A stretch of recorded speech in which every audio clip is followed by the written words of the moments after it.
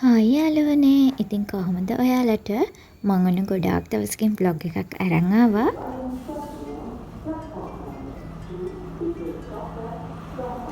කැන්ඩි යන්න තමයි මේ හදන්නේ.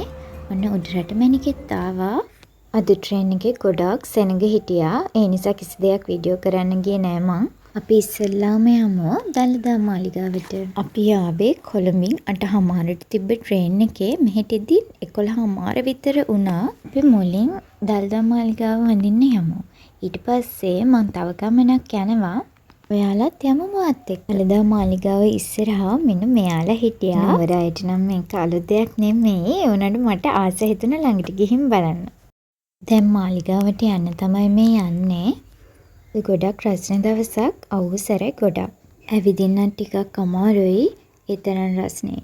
මාලිගාව වඳින්න එන අයට සුවපහසු වෙන්න පොළවට වතුර දානවා කට්ටිය. ඒකත් ලොකු පිනක්.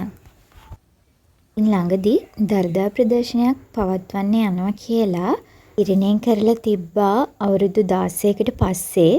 ඉතින් ජීවමාන බුදුරජාණන් වහන්සේ දකිනවා හා සමාන දළදා වහන්සේ දැක බලා ගන්න තියෙන මේ අවස්ථාව මිස් කරගන්න නම් එපා. මෙතන ගොඩක් කට්ටිය හිටියා. අපි වන්දනා කරලා හම්පත්තු කරලා මෙයාවත් බලලා ඉක්මනින් එළියට ආවා. අපි ටික වෙලාවක් මෙතෙන්ට වෙලා හිටියා. ඒ view එකත් මාර ලස්සනයි. ඉතින් මගේ channel එක subscribe කරලා මාත් එක්ක එකතු වුණ ඔයාලට thank you. ගොඩාක් ආදරේ මාව subscribe කරලා නැති ඔයා ඉක්මනට මාව subscribe කරලා channel එකට එකතු වෙන්න. ඉතින් අපි ඊළඟට යන්න හදන්නේ කොණ්ඩසාලේ අසපුවට. වර මයංගන පාරේ රුපියල් 80ක විතර දුරක් ඇවිත් අපිට කොණ්ඩසාලෙන් බහින්න පුළුවන්. එතන ඉඳන් පොඩි දුරක් පයින් ආවහම අපිට කොණ්ඩසාලේ අසපුව හම්බෙනවා. ඉතින් මං අද ඇවිත් ඉන්නේ යෝන්දහම් සක්මනට.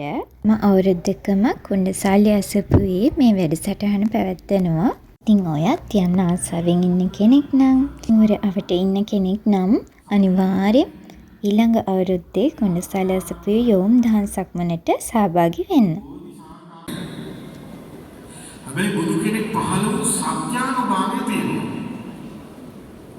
ජීවිත ගලවා ගැනීම පිණිසම මාත්‍ර යෞවනයේ සිනහසින් ඇත්තේ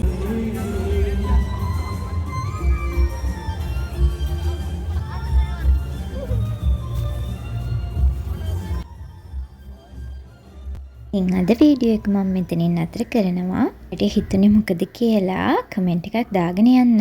එහෙනම් මං ගිහින් එන්නම්. Thank you for watching.